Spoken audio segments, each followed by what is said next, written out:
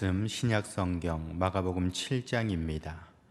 마가복음 7장 24절에서 30절 말씀. 예수께서 일어나사 거기를 떠나 두로 지방으로 가서 한 집에 들어가 아무도 모르게 하시려 하나 숨길 수 없더라. 이에 더러운 귀신 들린 어린 딸을 둔 한 여자가 예수의 소문을 듣고 곧 와서 그 발 아래에 엎드리니 그 여자는 헬라인이요 스로보니게 족속이라. 자기 딸에게서 귀신 쫓아내 주시기를 간구하거늘 예수께서 이르시되 자녀로 먼저 배불리 먹게 할지니 자녀의 떡을 취하여 개들에게 던짐이 마땅치 아니하니라. 여자가 대답하여 이르되 주여 올소이다마는 상아래 개들도 아이들이 먹던 부스러기를 먹나이다. 예수께서 이르시되 이 말을 하였으니 돌아가라. 귀신이 내 딸에게서 나갔느니라 하시매 여자가 집에 돌아가 본즉 아이가 침상에 누웠고 귀신이 나갔더라. 아멘. 할렐루야. 이 시간 주님께서 또 말씀으로 은혜 주실 줄 믿습니다. 기독교와 세상 철학의 차이가 무엇인가 생각해 보면 그것은 바로 그 시작에서부터 차이가 있다라고 말할 수 있겠습니다. 기독교는 하나님께서 우리 사람을 만드셨다라고 그렇게 말합니다. 그리고 세상 철학은 그런 어떤 진화론의 입각에서 우연히 뭔가가 만들어졌다라고 얘기를 하고 있는 것이죠. 여러분, 기독교는 하나님이 목적을 두고 사람을 만드셨다라고 얘기하지만 세상 철학에서는 그것이 어떤 이유가 있는 것이 아니라 우연히 이루어졌다라는 것입니다. 이것은 세계관에서도 아주 중요한 차이를 드러내지요. 기독교는 목적을 가진 그런 어떤 세계관을 가지고 있지만 세상 철학은 그렇지 않습니다. 우연히 생겨난 존재이기 때문에 목적도 의미도 사실 없는 것이죠. 그러다 보니 말 그대로 될 대로 흘러가라라고 놔두는 것이 그런 어떤 세상 철학의 한 단면인 것입니다.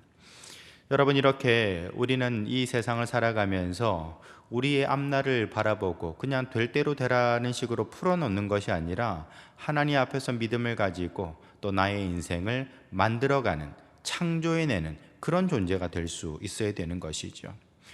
우리 민족의 역사를 가만히 들여다보면 지난 5,000년 동안 우리는 언제나 운명의 사슬에 매여 있었던 것이죠. 팔자라는 얘기를 한 번씩 들어보지 않습니까? 이 팔자라는 게 뭡니까?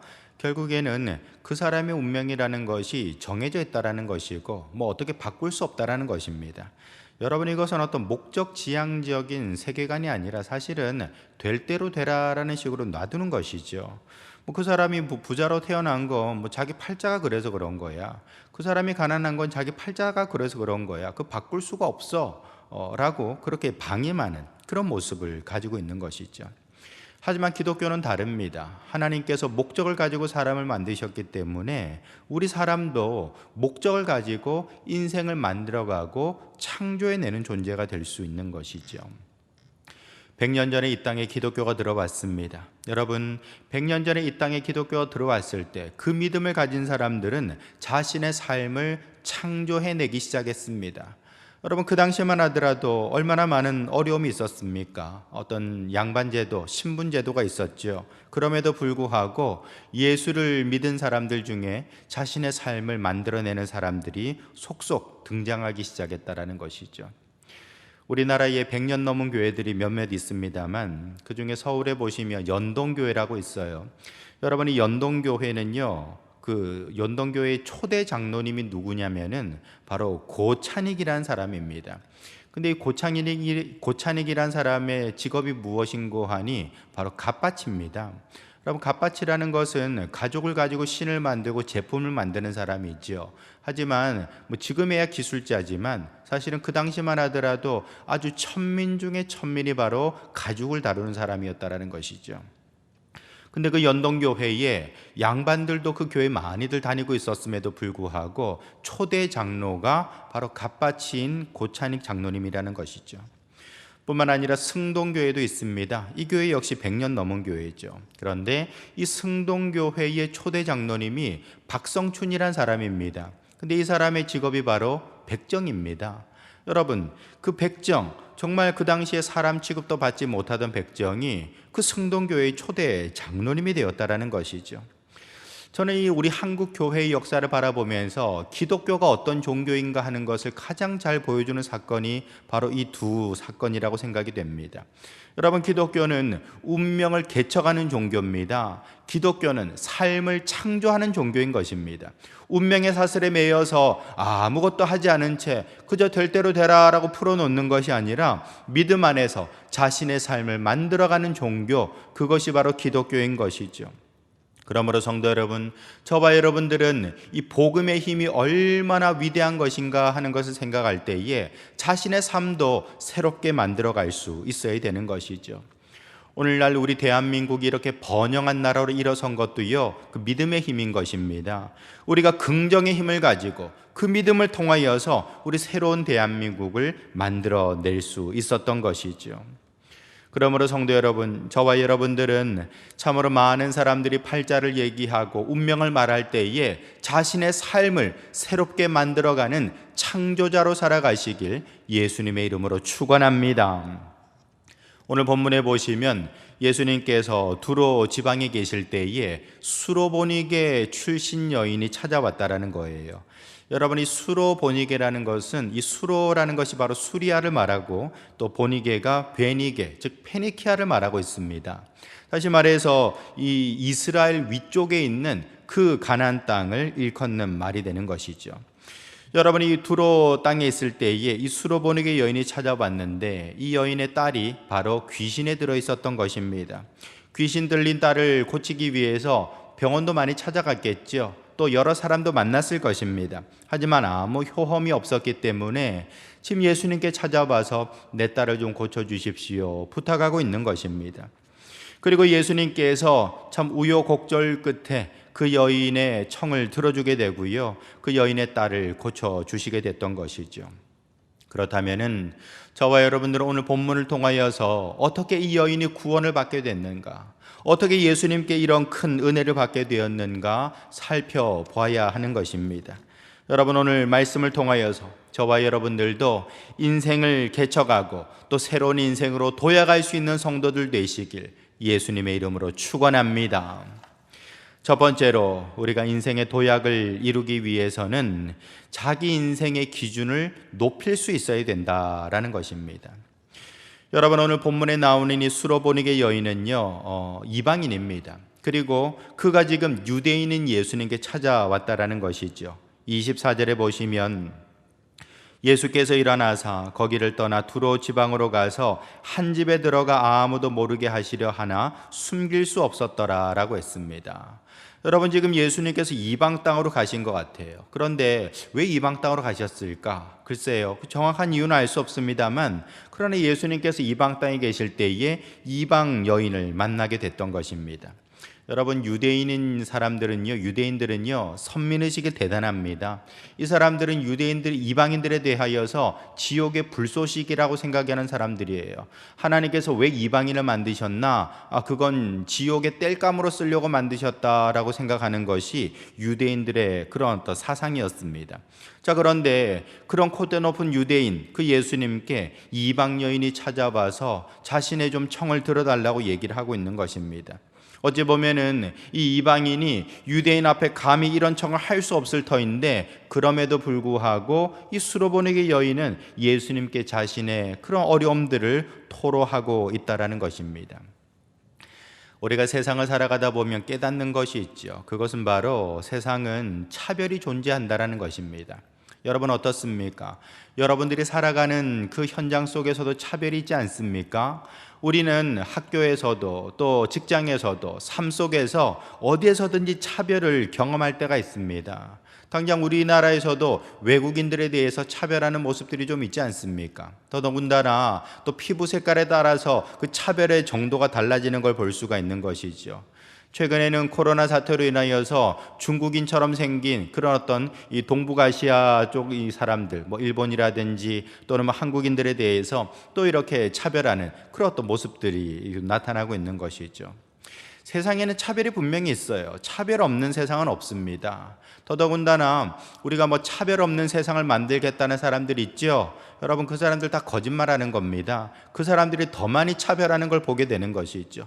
차별 없는 세상을 만들겠다는 사람들이 더 많이 따지고요, 혈통 따지고 집안 따지고 이런 것들을 많이 보게 되는 것이죠. 여러분, 이렇게 우리 세상에는 차별이 분명히 존재하는데, 그렇다면은 차별이 꼭 나쁜 것인가? 물론 차별받으면 기분은 안 좋죠.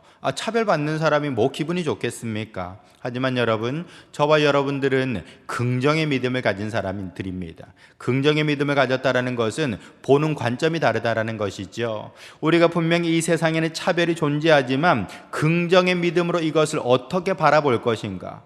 그저 차별 있는 세상에 대해서 원망하고 불평하고 그렇게 살아갈 것인가? 여러분, 그렇게 사는 사람은 아무 소망이 없습니다. 오직 우리는 긍정의 믿음으로 차별을 나의 목표로 삼고 나의 기준으로 바꿔낼 수 있어야 된다는 것이죠. 다시 말해서 내가 저기는 들어갈 수 없구나, 내가 저기는 오를 수 없구나라는 그런 좌절감을 가지고 돌아설 것이 아니라 그것을 나의 목표로 삼고 그것을 나의 삶의 기준으로 삼을 수 있어야 되는 것입니다. 한마디로 말해서 내 인생의 기준을 좀 높일 때에 그 사람이 인생의 도약을 이룰 수가 있게 된다는 것이죠. 며칠 전에 잔이윤 씨가 돌아가셨죠. 여러분, 잔이윤 씨 아마 아실 겁니다. 이분이 이제 미국에서 성공한 그런 코미디언이고요. 우리나라에서도 들어오셔서 이렇게 방송, 토크쇼도 하셨던 아주 유명한 분이죠. 근데 이분 고향이 본래 이렇게 충청북도 음성입니다. 충청북도 음성에서 태어나서 미국으로 건너가게 되죠. 그리고선 1973년도에 뉴욕 최고 연예인상을 받은 사람입니다. 이렇게 정말 방송가에서 최고로 성공한 사람이라 말할 수 있는 것이죠. 여러분, 이 잔이윤 씨가 우리나라에서 태어났는데 영어가 아주 유창하겠습니까? 그러진 않겠죠. 또 정서라는 것이 한국인의 정서가 있고 미국인의 정서가 있는데 그것을 잘 맞추어서 개그를 한다, 코미디를 한다, 이게 쉽지 않을 겁니다. 그럼에도 불구하고 이 잔이윤 씨는 부단히 노력했던 것이지요. 엄청난 노력을 통하여서 밑바닥에서부터 점점점 올라가서 결국 그 미국 주류 연예계를 또 진입할 수가 있었던 것입니다. 여러분, 만약에 잔이윤 씨가 정말 이게 한국인에게는 또 이렇게 아시아 사람에게는 이 문이 열려지지 않는구나, 참 분명히 백인들만의 어떤 세계가 있고 차별이 있구나, 그렇게 생각하고 돌아섰다면 아마 그 자리에, 성공의 자리에 들어갈 수 없었을 겁니다. 오히려 잔이윤 씨는요, 자신이 받는 그 차별을 목표로 삼고 그런 기준으로 삼는 것이죠. 내가 저 자리에 들어가야겠구나, 내가 저 자리에 올라가야겠구나, 그런 생각을 가지고 나아갈 때에 결국 그 꿈을 이룰 수가 있게 된 것 아니겠습니까? 여러분, 오바마 대통령도 마찬가지죠. 여러분, 오바마 대통령 흑인으로서 미국의 최초의 대통령 된 사람 아니겠습니까?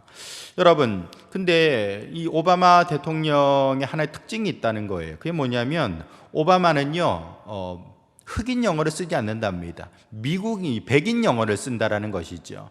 저는 들어도 잘 모르겠습니다만 미국 사람들은요, 흑인 영어가 있고 백인 영어가 또 따로 있다라는 것이죠. 그 발음이라든지 쓰는 단어가 좀 다른 것 같아요. 그런데 오바마는 흑인 영어가 아니라 백인 영어를 쓴답니다. 그래서 백인들이 좀 거부감이 덜해지고요, 결국 표 찍어줘서 대통령까지 오른 것이죠.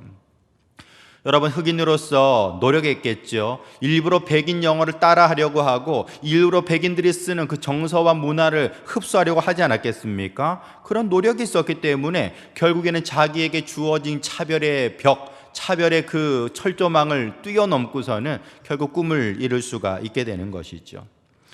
여러분, 이렇게 우리는 이 세상 속에 분명히 차별이 있음에도 불구하고 그것을 오히려 나의 목표로 삼고 기준으로 삼는 사람, 그 사람이 인생의 도약을 이룰 수가 있는 것입니다. 맹모 삼천이란 말을 들어보셨을 겁니다. 맹자라는 사람이 중국의 아주 위대한 학자죠.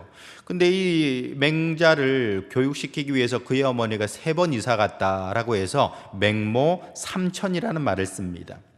그의 어머니가 맹자를 데리고 처음에는요, 이 집값이 싼 공동묘지 근처에 집을 얻었다라는 거예요.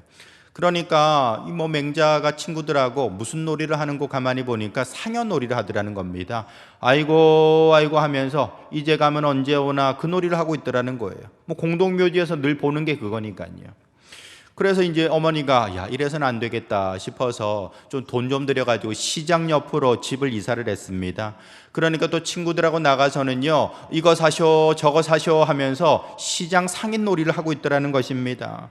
야 이것도 안 되겠다 싶어가지고 결국에는 서당 옆으로 이사를 갔는데 그제서야 맹자가 책을 읽게 되더라는 것입니다. 사람은 무엇을 보고 듣느냐가 참 중요한 것입니다. 우리가 교회 와서 어떤 말을 듣습니까? 믿음의 말을 듣지요. 교회 와서 우리는 긍정의 말을 듣습니다. 우리가 믿음의 말, 긍정의 말을 들을 때에 우리의 마음에 자꾸만 꿈이 생겨나게 되는 것이고 비전이 점점 더 커지게 되는 것입니다.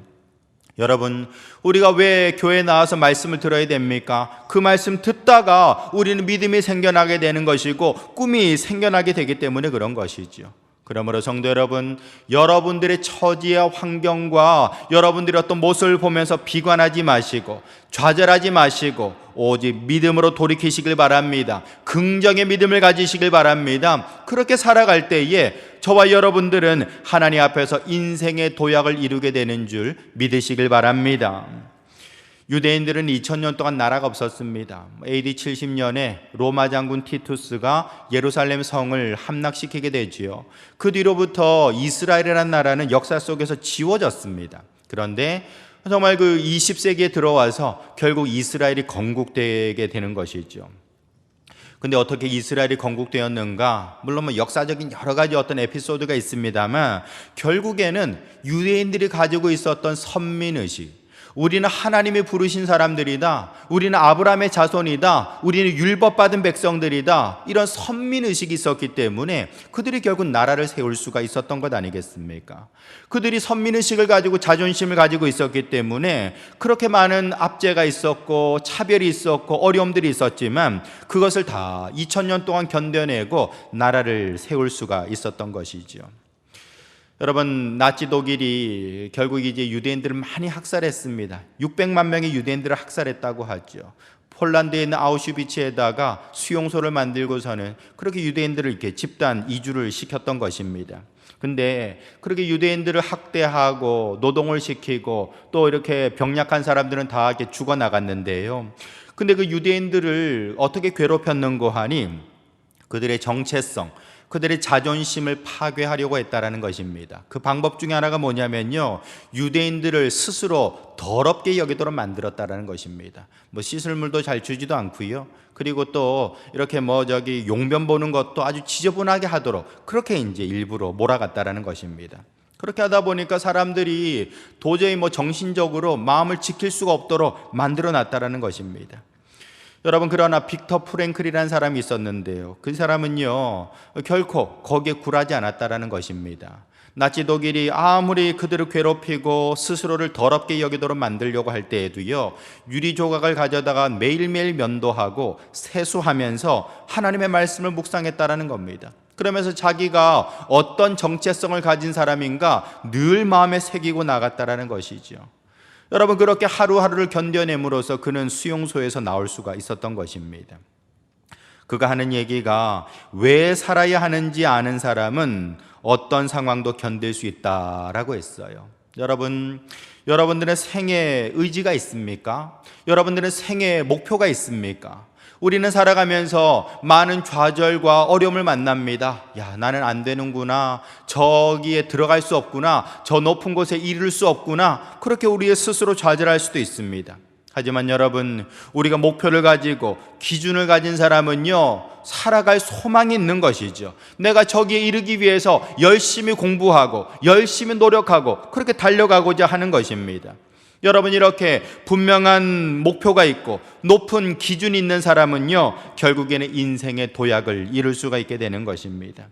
성도 여러분, 저와 여러분들도 우리의 삶을 도약시키기 위하여서 인생의 기준과 목표를 가질 수 있어야 되는 것입니다. 기도하시기 바랍니다. 혹시 이런 기준과 목표가 없는 사람은요, 하나님께 구하셔야 되는 것입니다. 하나님, 나에게도 꿈을 주세요, 나에게도 비전을 주세요 라고 기도할 때에 그 사람 앞에 참으로 놀라운 목표와 기준이 나오게 되고요, 결국에는 그것을 이룰 수가 있게 되는 것이죠. 저와 여러분들이 이런 인생의 기준을 통하여서 삶의 도약을 이루는 성도들 되시길 예수님의 이름으로 축원합니다. 두 번째로, 우리가 인생의 도약을 위하여서 큰 믿음을 가질 수 있어야 되는 것입니다. 여러분, 어떤 이야기가 있습니다. 어떤 낚시꾼이 낚시를 하고 있었는데 물고기를 잡아 올리는 거예요. 낚시를 참 잘하는 사람이었던 것 같습니다. 그냥 물고기를 잘 잡아 올리는데 잡아 올릴 때마다 자로 이렇게 재보더라는 겁니다. 자로 재봐서 25cm가 넘어가면요, 바다에 풀어주고요, 25cm보다 작은 물고기는 자기 이렇게 그물에다가 담아내더라는 것이죠. 여러분, 보통 낚시꾼이 물고기를 잡으면 큰 거 잡으려고 하지 않습니까? 오히려 작은 건 풀어주고 큰 걸 갖다가 잡아서 가져가게 되는 것이죠. 하지만 이 낚시꾼은 반대로 하더라는 겁니다. 25cm가 넘어가면 바다에 풀어주더라는 것이죠. 그래서 하도 신기해서 옆에 있는 사람이 물어봤습니다. 아니, 당신은 왜 저기 큰 물고기를 자꾸 놔줍니까? 라고 이제 물어봤다라는 거예요. 그러니까 이 낚시꾼이 하는 얘기가, 우리 집에 후라이팬이 25cm라는 겁니다. 그래서 25cm가 넘는 물고기를 요리할 수가 없어서 그렇게 풀어준다라고 대답을 했다라는 것이죠. 여러분, 참 말도 안 되는 엉뚱한 사람이죠. 근데 사실 이게 남 얘기가 아닌 것 같습니다. 우리 얘기 아닙니까? 다시 말해서 우리의 그릇이 요거밖에 안 되니까 큰 꿈을 담을 수가 없는 거예요. 그러다 보니 우리는 자꾸만 포기하게 되고 돌아서게 되고, 그렇게 나중에 후회하게 되는 삶을 살게 되죠. 우리가 살아가면서 포기했던 꿈이 어떤 것이 있는가 한번 가만히 생각해 보십시오. 저도 인생을 살아오면서 포기했던 것들이 참 많은 것 같아요. 그때마다 핑계가 다 있었습니다. 뭐 돈이 없어서, 형편이 안 되어서, 여러 가지 여건이 안 되어서, 뭐 이런 어떤 핑계를 많이 댔던 것 같습니다. 여러분, 근데 솔직하게 고백하면요, 돈이 없어서 여건이 안 돼서 그랬던 건 아닌 것 같고요, 오히려 믿음과 의지가 부족해서 그 꿈을 접었다라고 말하는 것이 좀 더 정직한 고백인 것 같습니다. 다시 말해서 내 믿음이 요거밖에 안 되니까, 나의 의지가 요거밖에 안 되니까 그 꿈을 담아낼 수가 없는 것이죠. 그러니까 결국에는 떠내려 보낼 수밖에 없었던 것입니다.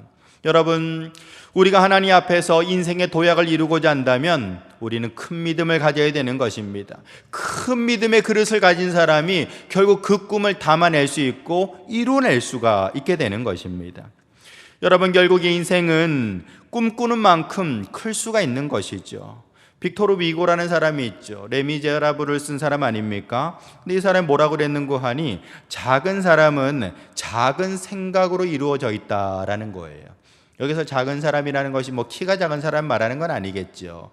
다시 말해서 꿈이 작은 사람 또는 이루는 것이 작은 사람은 결국 작은 생각 때문에 그렇다라는 것입니다.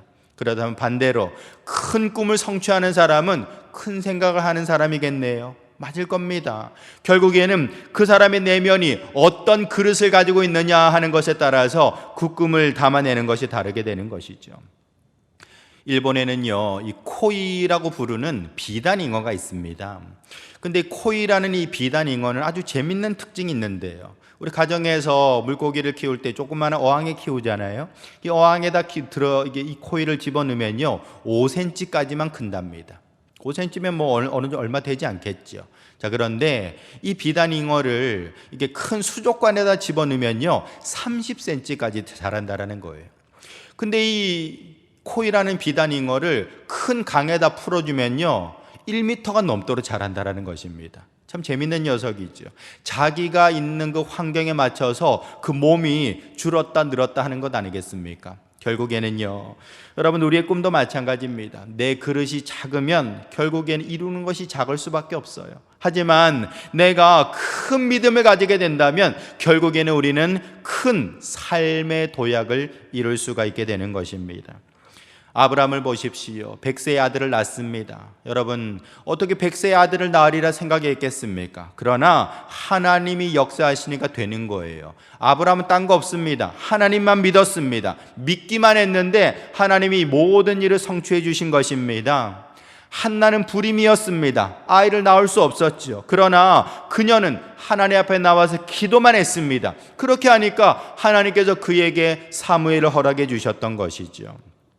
여러분, 결국 믿음이 이 모든 불가능을 가능하도록 만들어 주었다라는 것입니다. 그러므로 성도 여러분, 저와 여러분들은 언제나 큰 믿음 달라고 기도해야 될 것입니다. 때로는 정말 불가능하고 돈이 없고 여건과 상황들이 내 삶에 정말 불리하게 작용할 때에도 저와 여러분들은 믿음을 가지고 주 안에서 성공하는 인생, 삶의 도약을 이루는 성도들 되시길 예수님의 이름으로 축원합니다. 여러분, 인천 상륙 작전을 아시죠? 우리 6.25 전쟁 때 북한에서는 탱크며 여러 가지 무기를 잘 준비했기 때문에 금방 서울도 집어먹게 되고 낙동강 전선까지 이렇게 우리가 다 밀려나게 됐던 것입니다. 그때 인천 상륙 작전을 통하여서 6.25 전쟁의 그 전세가 역전되게 되는 것이죠. 그렇게 이제 인민군을 몰아내고 우리가 이제 북쪽으로 진격을 할 수 있는 그 반등의 계기가 인천 상륙 작전이었습니다. 혹시 인천 상륙 작전이 언제인 줄 아십니까? 1950년 9월 15일입니다. 9월 15일. 사실 이런 날은 달력에 좀 기록이 되면 좋을 텐데 우리나라 달력에는 거의 기록이 잘 안 되는 것 같아요. 유럽에서는, 서양에서는 그 노르망디 상륙 작전을 기념해서 행사도 하고 하는데 우리는 이런 것들이 없는 게 참 아쉽습니다. 어쨌든 이 인천 상륙 작전을 진행하고자 할 때에 여러분, 메가더가 이 모든 것들을 이렇게 진두지휘를 했습니다. 근데 그 당시에 참모들마다 모두 다 반대했다는 것 아닙니까? 장군님 이거 안 됩니다. 이거 했다가 큰 낭패 당합니다. 우리 고립돼서 그냥 오도 가도 못할 수 있습니다. 안 된다라고 얘기를 하는 거예요. 여러분, 그때 메가더는 어떤 생각을 했는가 하니 참모들이 안 된다라고 말하는 거 보니까 이 작전은 되겠구나라고 생각했다라는 것입니다.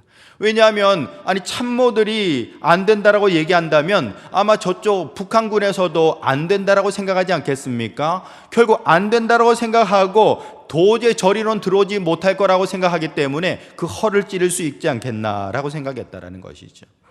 메가더는 어떤 믿음을 가진 사람입니까? 여러분, 메가더가 굉장히 예수 잘 믿는 사람입니다. 이 사람은요, 불가능 속에서 가능성을 보는 믿음을 가진 사람이었던 것이죠.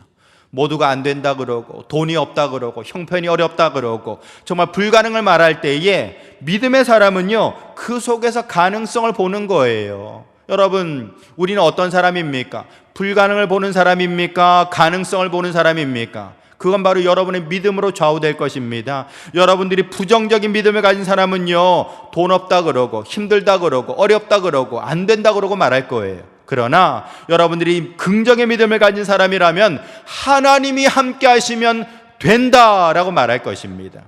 여러분, 저와 여러분들은 이런 긍정의 믿음을 가진 사람들 되시길 예수님의 이름으로 축원합니다. 오늘 본문 26절에 보시면 그 여자는 헬라인이요 수로보니게 족속이라 자기 딸에게서 귀신 쫓아내 주시기를 간구하였다라고 했습니다.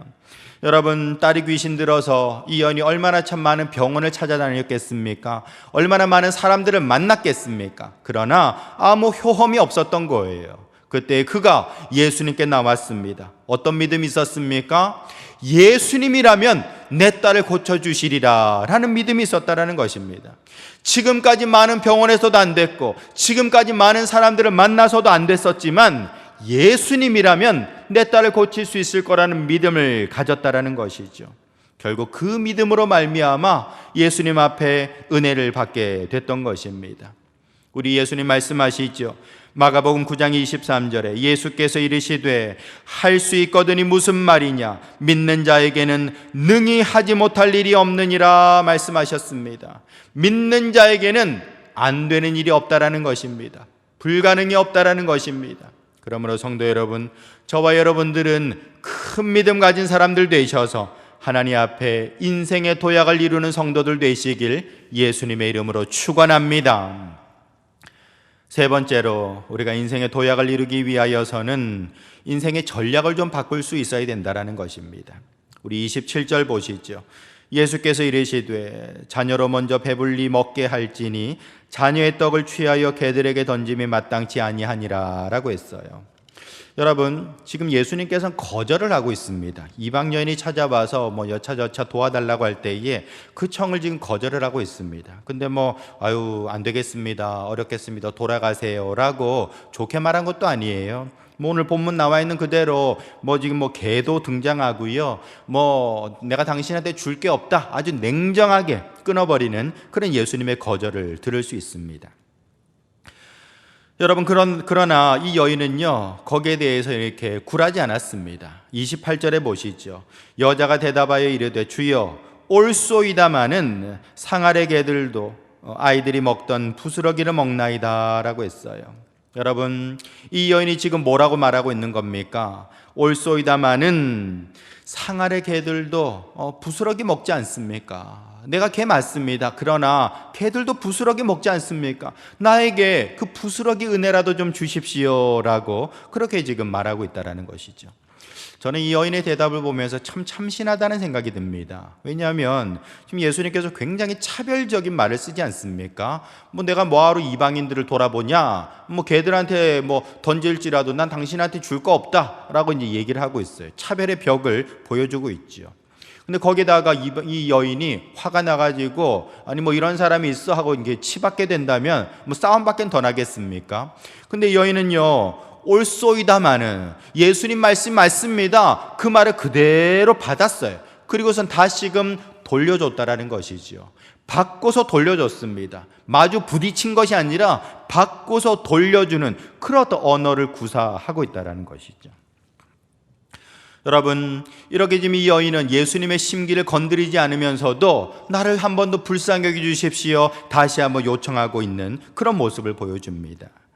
여러분, 예수님이 근데 뭐라고 말씀하십니까? 29절에 보시면 예수께서 이르시되 이 말을 하였으니 돌아가라. 이 말을 하였으니 돌아가라.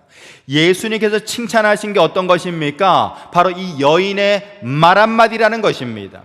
이 여인의 말 한마디 때문에 이 여인은 그의 딸이 구원을 받는 은혜를 얻게 됐던 것이죠. 여러분, 결국에는 이 여인이 무엇 때문에 구원받았습니까? 말 한마디 때문에. 이 말 한마디를 잘함으로 말미암아서 결국 예수님의 은혜를 받았습니다. 화가 난다고 그냥 자존심 상한다고 들이받는 게 아니고요, 맞습니다, 맞는 얘기인데요, 한 번 더 좀 불쌍히 여겨주세요 좋게 받아서 다시 돌려드릴 때에 그 말이 결국 예수님을 감동시키고 결국에는 그의 딸이 구원받는 은혜가 있었다라는 것이죠.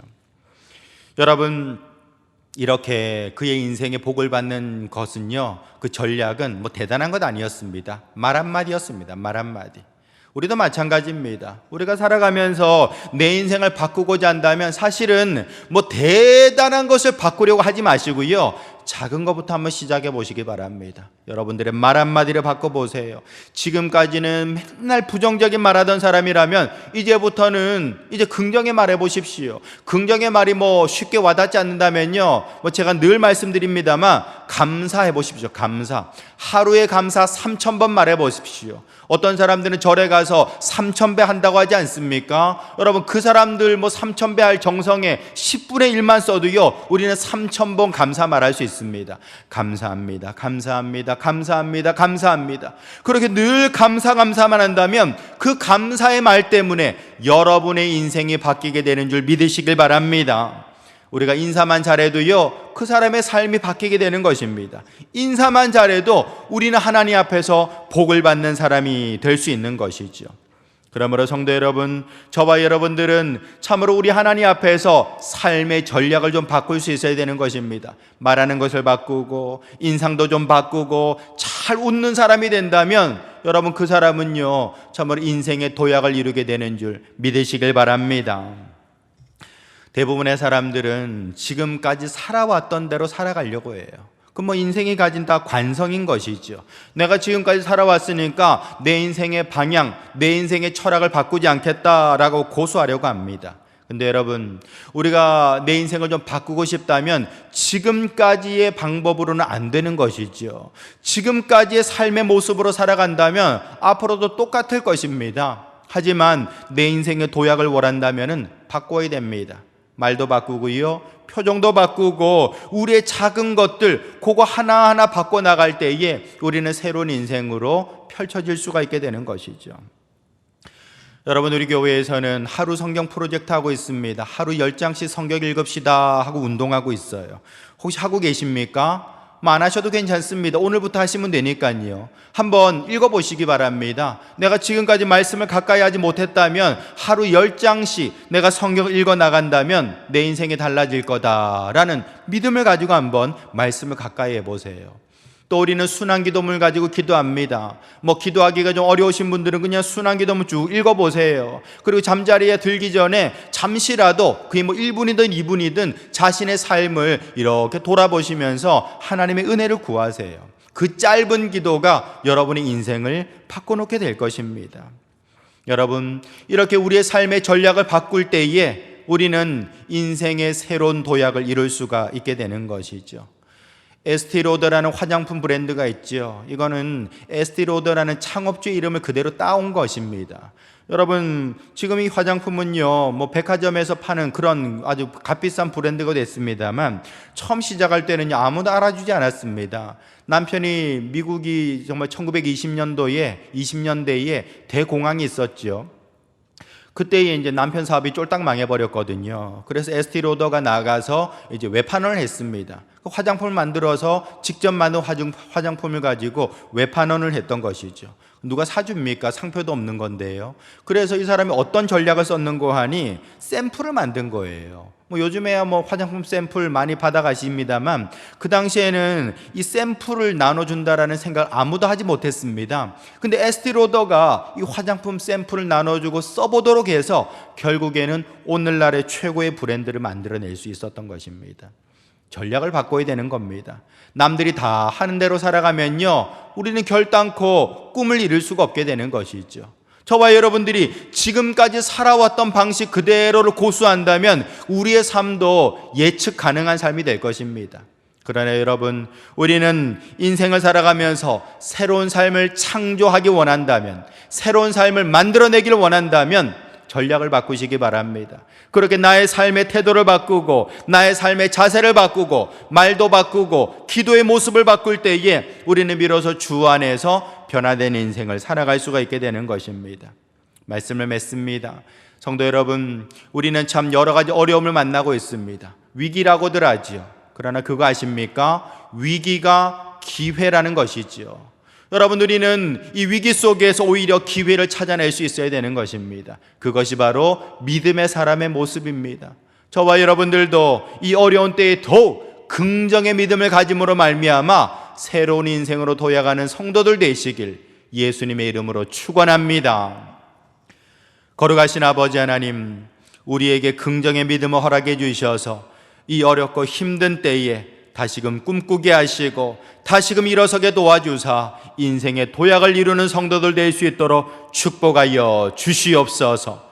예수님의 이름으로 기도합니다. 아멘.